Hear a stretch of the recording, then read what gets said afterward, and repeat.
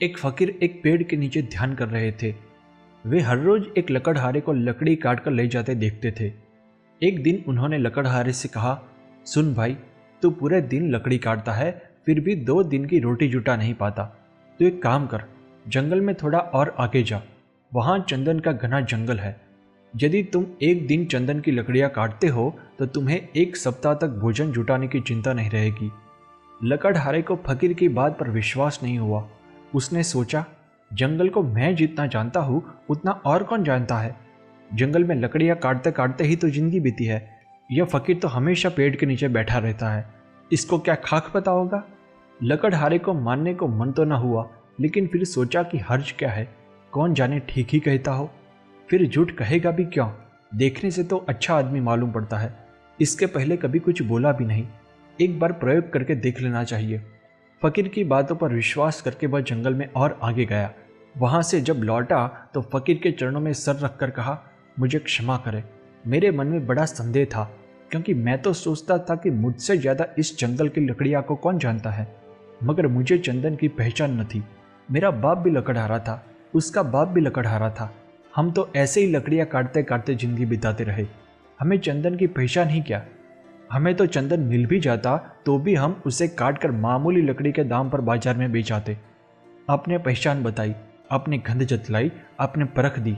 मैं भी कैसा अभागा हूँ, काश पहले पता चल जाता। फकीर ने कहा, फिक्र मत करो, जब जागो तभी सवेरा है। तब से लकड़हारे के दिन बड़े मजे में कटने लगे। वह एक दिन चंदन काट कर बेचता और 1 सप्ताह आराम से बिताता। अब रोज रोज जंगल जाने की जरूरत नहीं थी। एक दिन फकीर ने कहा, अरे भाई, मुझे लगा कि तुम में कुछ अक्ल होगी, पर नहीं, तुम तो बस लकड़ियाँ काटते रहे पर आगे नहीं बढ़े।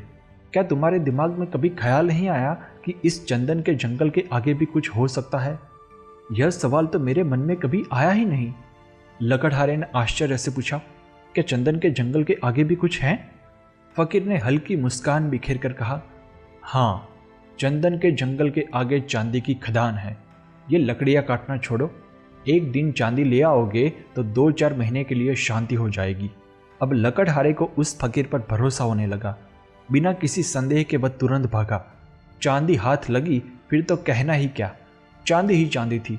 एक बार चांदी लेकर आता, फिर 4-6 महीने तक आराम हो जाता। फकीर ने एक दिन उससे कहा, अरे तुम कभी अपने आप जागोगे या नहीं? क्या मुझे ही हर बार तुम्हें जगाना होगा? चांदी की खदान के आगे सोने की खदान है मूर्ख। तुझे खुद अपनी तरफ से सवाल, जिज्ञासा, मुमुक्षा कुछ नहीं उठती कि जरा आगे और देख लूँ? अब 6 महीने मस्त पड़ा रहता है, घर में कुछ काम भी नहीं है, फुर्सत है, जरा जंगल में आगे जाकर देख लूँ, यह ख्याल मन में नहीं आता। उसने कहा, मैं भी मंदभागी, मुझे यह ख्याल ही नहीं आया। मैं तो समझा चांदी बस आखिरी बात हो गई, अब और क्या होगा। उसने सोना तो कभी देखा न था, सिर्फ उसके बारे में सुना था। उस दिन वह चांदी की खदान से थोड़ा आगे बढ़ा। उसके हाथ सोने की खदान लग गई। 6 महीने के बाद फकीर ने लकड़हारे को फिर बताया कि सोने की खदान के आगे हीरे की खदान है। हीरे की खदान पर हाथ लगने के बाद लकड़हारे का पूरा जीवन बदल गया। अब उसकी गिनती गांव के धन कुबेर के रूप में होने लगी। एक बड़ा बंगला बनाने के बाद वह और भी अमीर बनने के लिए एक बार फिर हीरे की खदान की ओर निकल पड़ा। पेड़ के नीचे बैठे फकीर ने उसे देखकर कहा, अरे मूर्ख, तुम अब तक समझे क्यों नहीं? तुम हीरे की खदान पर ही क्यों रुक गए?